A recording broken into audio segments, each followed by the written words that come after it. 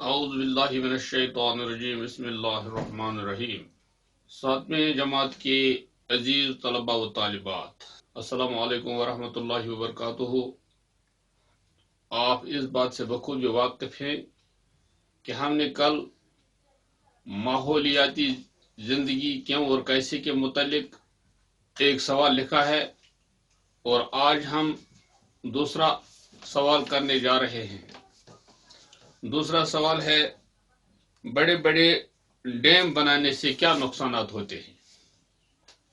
ہم نے کتاب میں پڑھا ہے بڑے بڑے ڈیم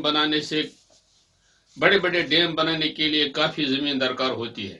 یہ ڈیم جلد ہی گاد سے بھر جاتے ہیں اور ان کے لیے جنگلوں کا صفایا کرنا پڑتا ہے۔ اس سوال کو میں بورڈ پر لکھوں گا۔ سوال، بڑے بڑے ڈیم بنانے سے کیا نقصانات ہوتے ہیں؟ آپ کو معلوم ہے، جواب، بڑے بڑے ڈیم بنانے کے لیے کافی زمین درکار ہوتی ہے۔ اس کے لیے جنگلوں کا صفایا کرنا پڑتا ہے، یا اس کے لیے جنگلوں کا صفایا کیا جاتا ہے۔ یہ ڈیم جلد ہی گاد سے بھر جاتے ہیں اور زمین ضائع ہو جاتی ہے۔ اسی لیے بڑے بڑے ڈیم بنانے سے فائدے کے بجائے نقصانات زیادہ ہوتے ہیں۔ ایک اور سوال ہے، عام آدمی ماحول کو سدھارنے کے لیے کیا کر سکتا ہے؟